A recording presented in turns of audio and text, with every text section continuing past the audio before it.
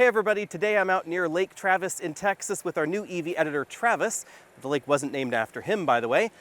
Today we're taking a look at the all-new Lexus TX. If you've been shopping for an MDX or an XT6 or an XC90 and you've thought to yourself, I wish it had more of a minivan-like third row, more cargo hauling capability, and two different hybrid systems, then you want to take a look at this.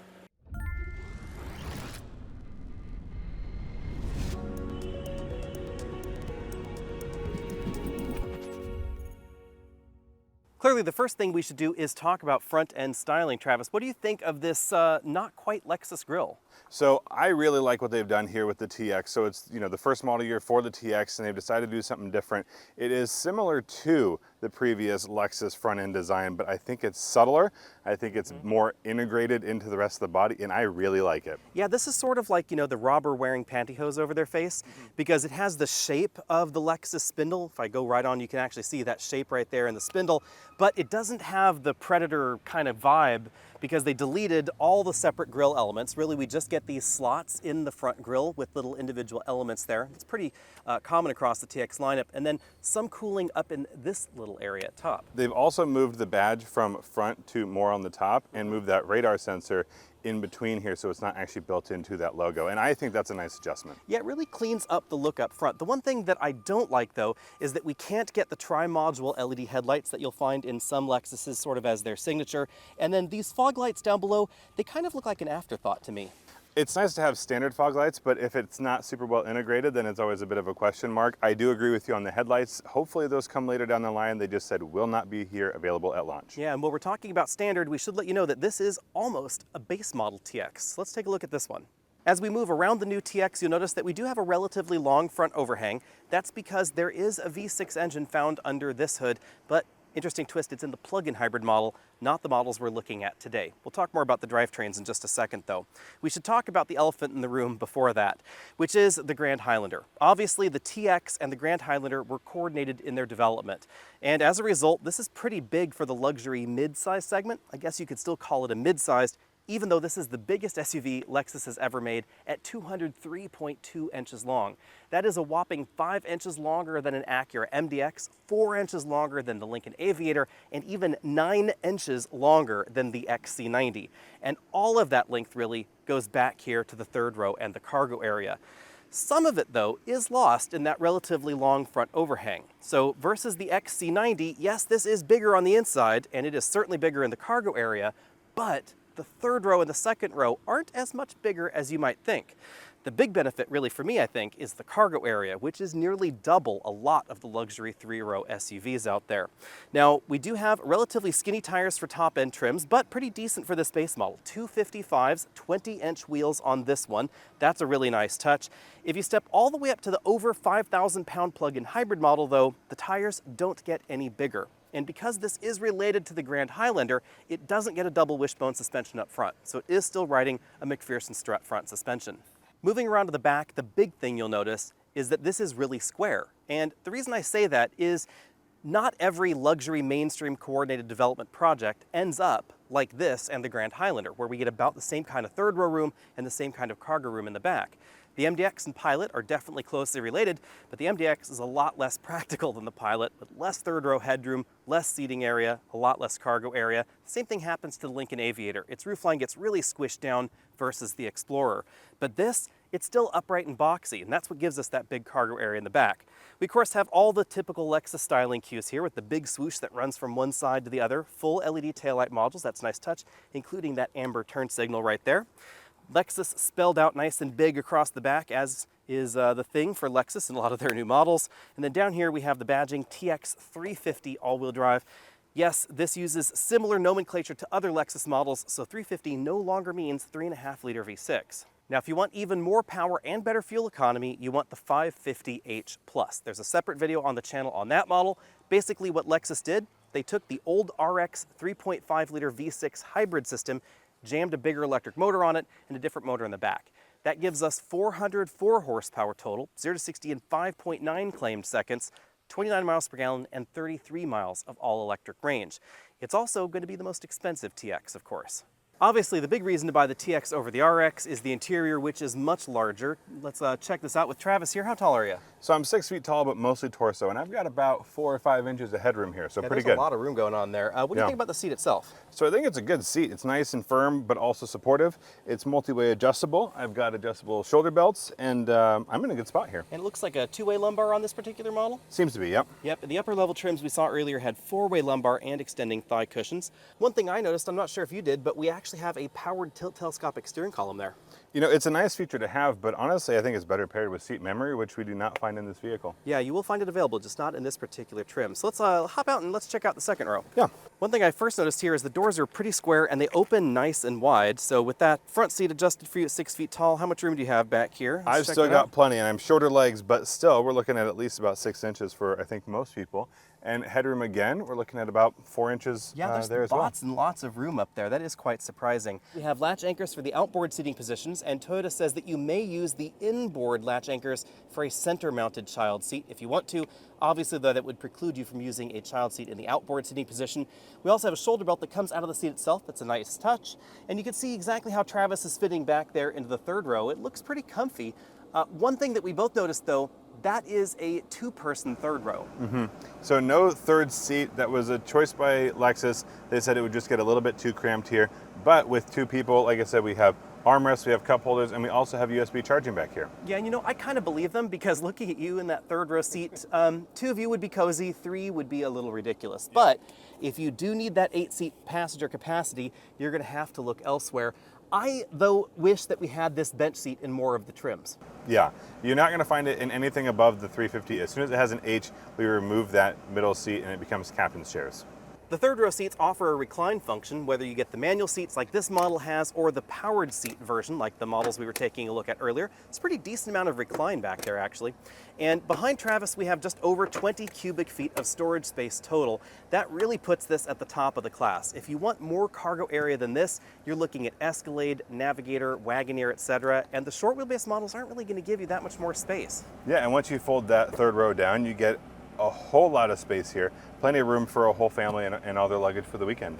Yeah, Lexus claims that this was designed for 6 or 7 people and their luggage in the back. I think it would be a bit of a squeeze, or you'd have to pack really light to get 7 bags like this in the rear. But I will say this 22-inch roller bag can actually go in this upright position, and you can still close the cargo area door.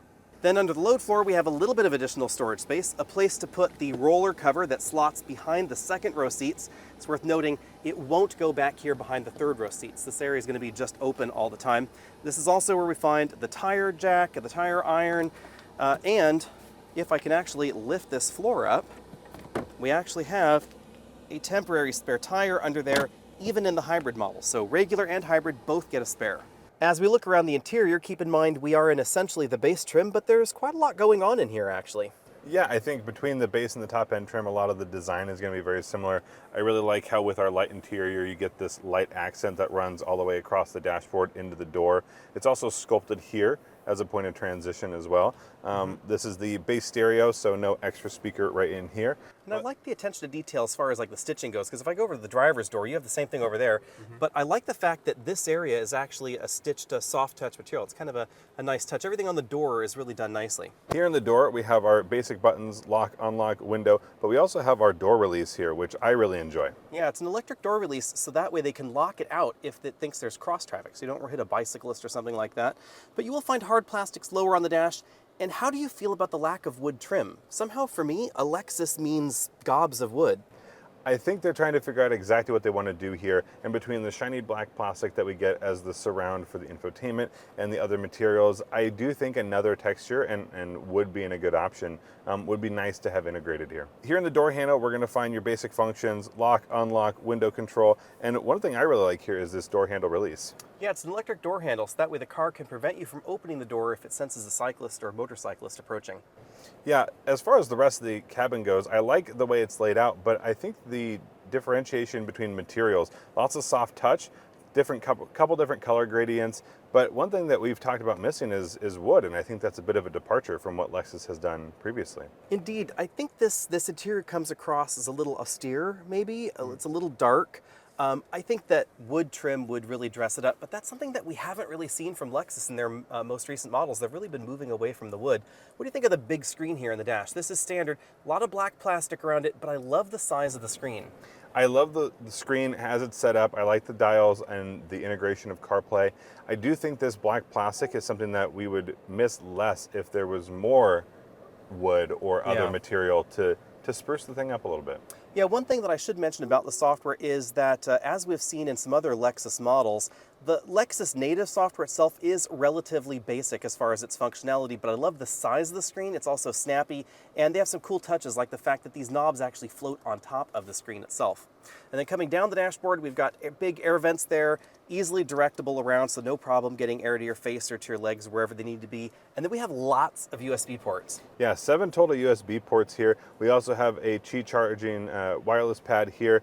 And then moving back, we're gonna find these very large, very square cup holders that are removable, which is great for cleaning, but they can also be used in the back as well. Yeah, I was kind of surprised about that. Apparently the car doesn't come with too many of those. It depends on the model. They'll come with either 2 or 4, but you can order them as accessories and jam them back there in the third row if you wanted.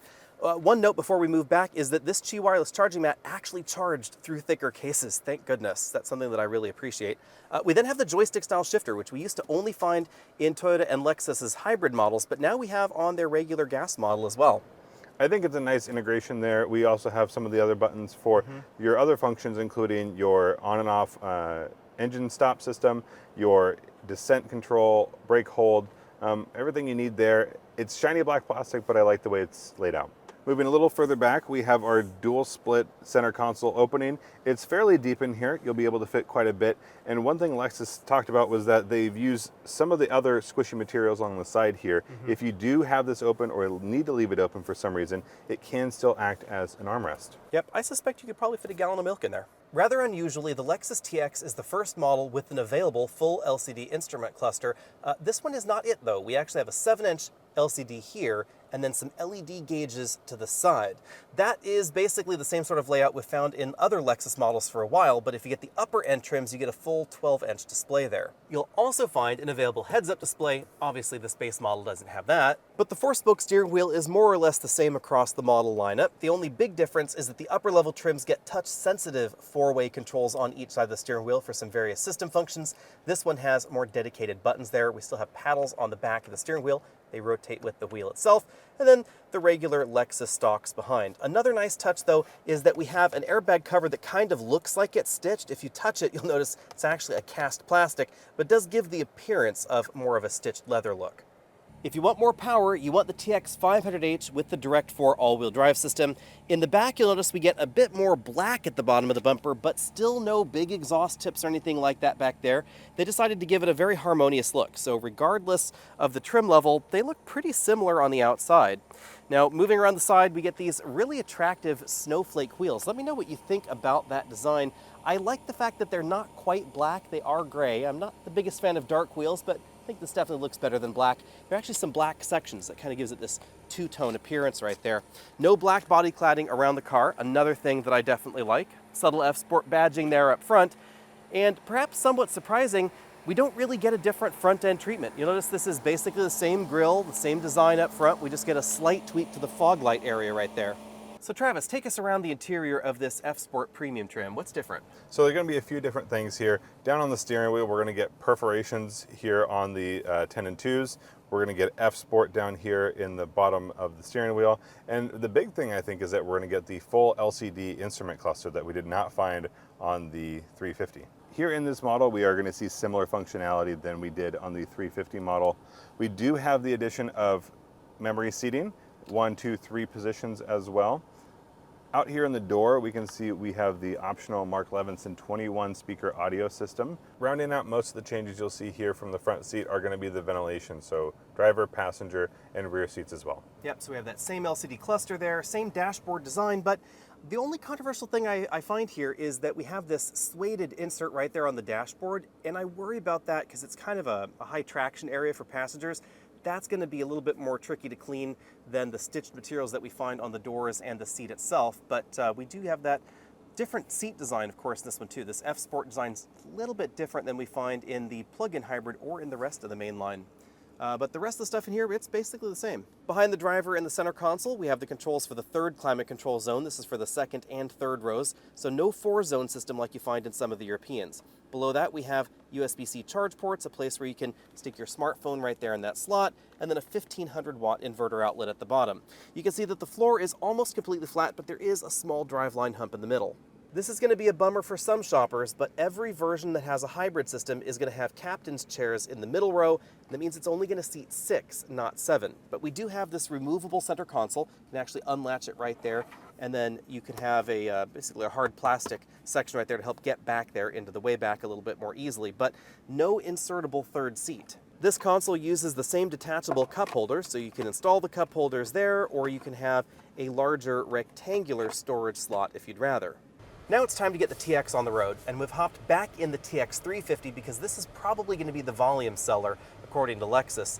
This is not exactly the swiftest model though, right? No, it's not. 2.4 liter turbocharged engine. We're not pushing a lot of horses.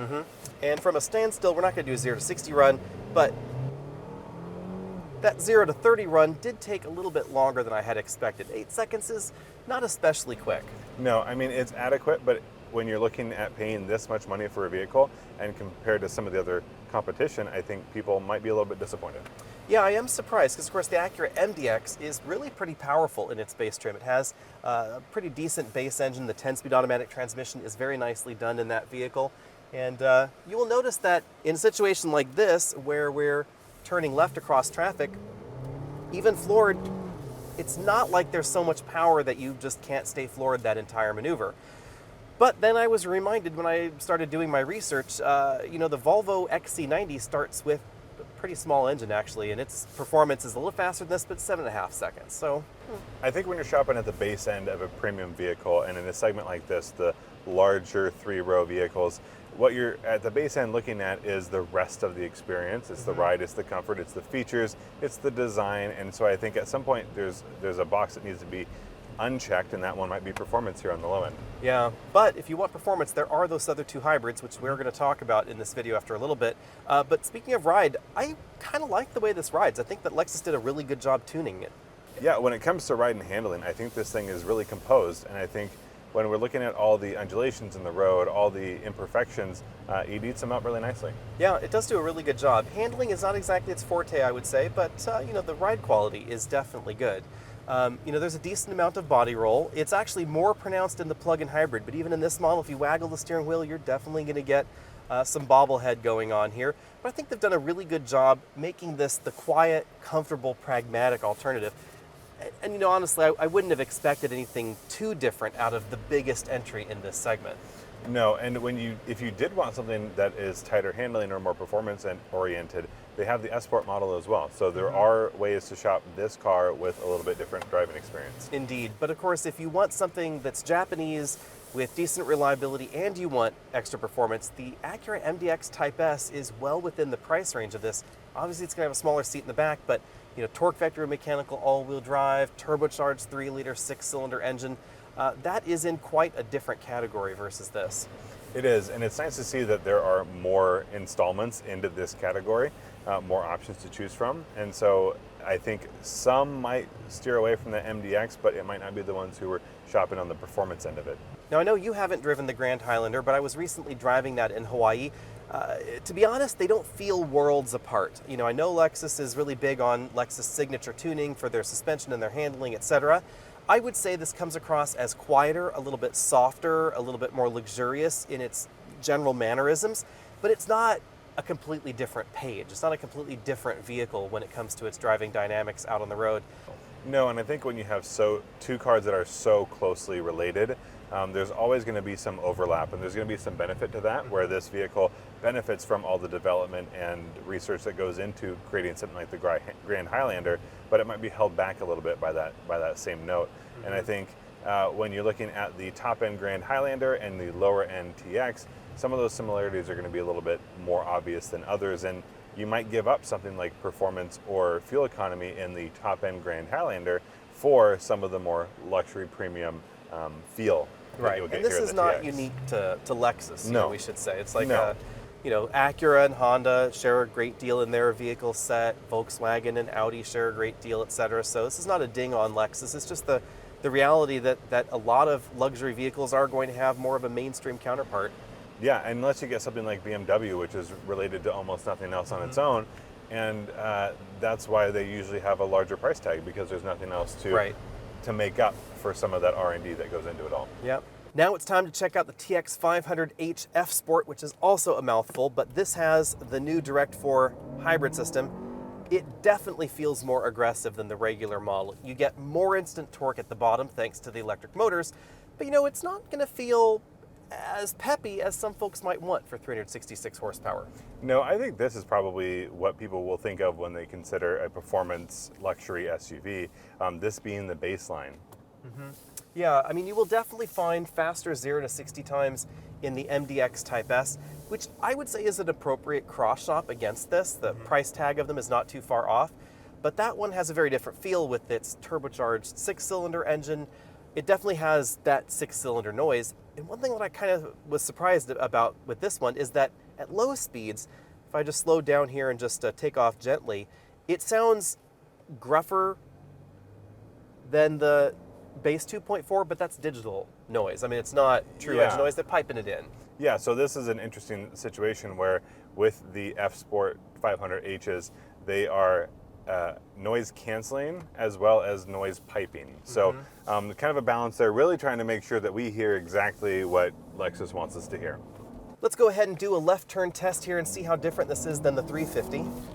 It definitely has a peppier feel. You'll feel a lot more, but you'll really notice the stepped automatic transmission. And this is a very different kind of hybrid than we've seen from Lexus before, whether it was the LS hybrid or the GS hybrid, the ES hybrid, or the previous generation RX hybrids. This drivetrain has a very different feel with the stepped automatic. It's trying to do a lot in one package, and that's increase efficiency, increase power, but also be the F Sport. And I think that's it's a tall ask, and I think it's doing fairly well at most of those things, but there are going to be some compromises along the way. Yeah, and the compromise that most people are going to notice is the automatic transmission part of this. And for Lexus, that's really focused on driving smoothness with their hybrid system, it does seem a little bit odd to me. And here is the main takeaway, or the main times that it's going to feel weird. So if you're in electric-only operation, it's going to be very limited compared to the other Lexus hybrids with the traditional hybrid system. So right around 10 miles an hour, even being pretty gentle, this seems to turn on the engine every single time. The other thing you're going to notice is that regenerative braking is not as aggressive, and you're going to get the downshifting of the transmission as you're trying to regenerative brake, because the power has to go back through the transmission to the electric motor up front. And it is going to use the electric motor in the back for some things, but most of the regen braking is going to be done up front. And especially when you're trying to do some of that performance driving, you're trying to get the most out of this system, you'll notice those shifts clunking in, clunking out, and it's a different experience than I think we would hope for. There are a few times where you're going to notice that this hybrid system feels very different than a classic Lexus hybrid system. And by classic Lexus hybrid, I mean the planetary power split system. The first one is, it's not very aggressive at staying in EV operation. If I slow down here, we're in EV mode at 15 miles an hour. Oh, just barely touching that accelerator pedal turned the engine on to go 19 miles an hour. So it's very, very ginger on the electric ability. The other thing you're going to notice is that regenerative braking is not going to be as smooth, because as I put my foot on the brake pedal, it doesn't seem to have as much regenerative potential as the other hybrids, but also you are going to feel the transmission downshift as you slow down. That's kind of a little bit weird compared to the other Lexus hybrids. Yeah, if smooth is a significant part of the experience, we're missing some of that. And even when you go to accelerate, because of this transmission, you're getting downshifts, you're getting delays in downshifts, and then as it shifts up, it's a little clunky. Yeah, and that surprised me a tiny bit, because we have seen this general type of hybrid system for some time. This is substantially similar, actually, to the hybrid system that we find in the Volvo XC90 that we keep talking about. Same basic design of system. Also, Hyundai and Kia use a very similar setup to this. The reason it's more similar to the Volvo, though, is because we have the electric axle in the back, like we do in the Volvo.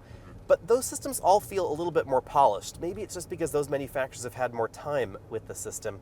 I am also surprised that this is a 6-speed rather than an 8-speed automatic transmission. It seems to have something to do with packaging and just the size of everything under the hood.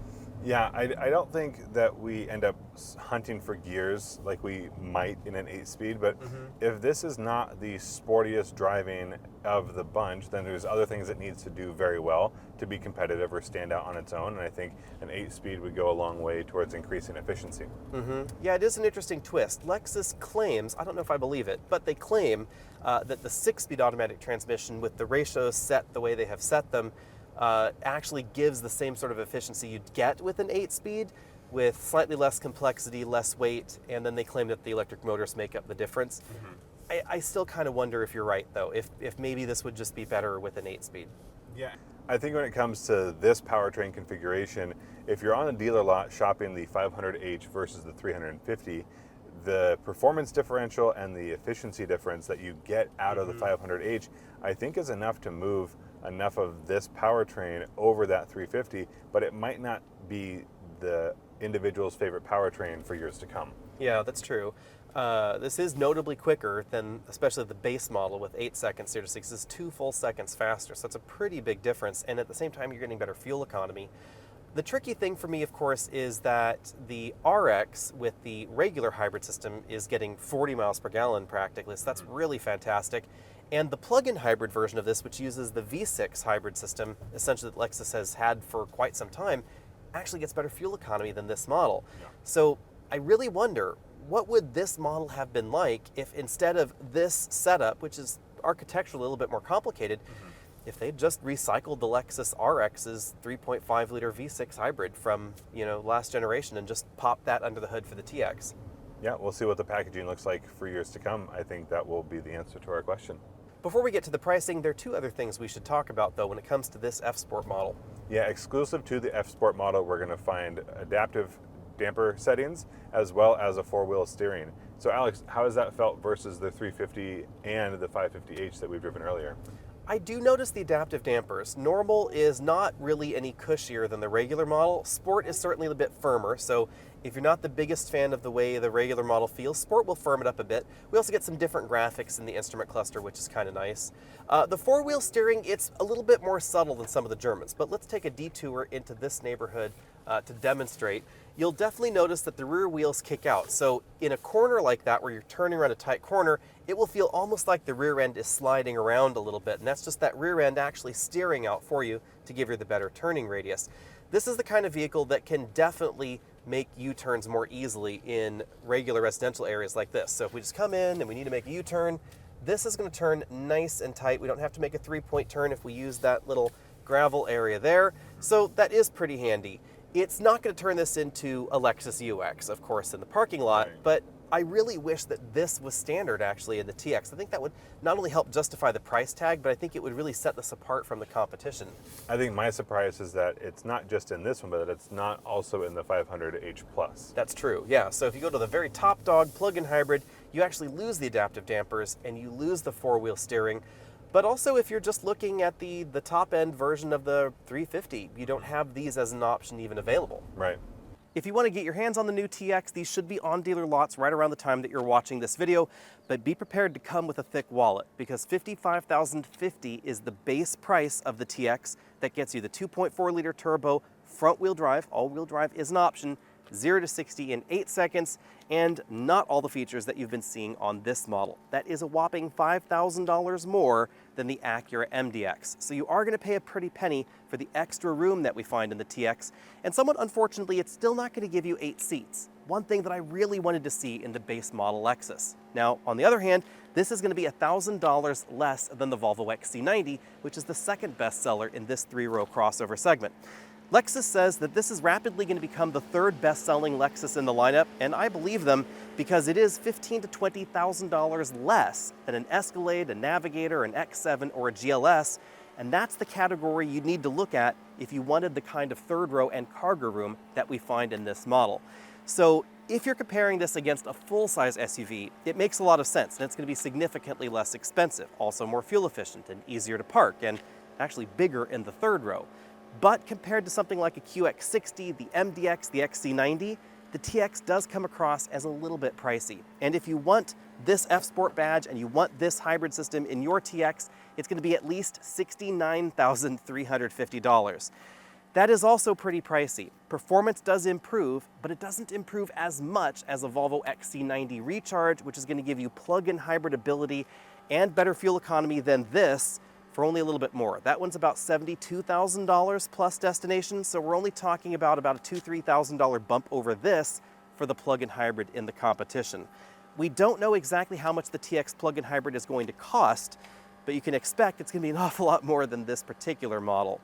On the other hand, of course, we have legendary Lexus reliability and Lexus repair and maintenance costs, which are generally speaking lower than the European competition. So if you're worried about how much is this car going to cost you over time, if you plan on buying your three-row vehicle rather than leasing it, you're probably going to want to take a look at something like the TX.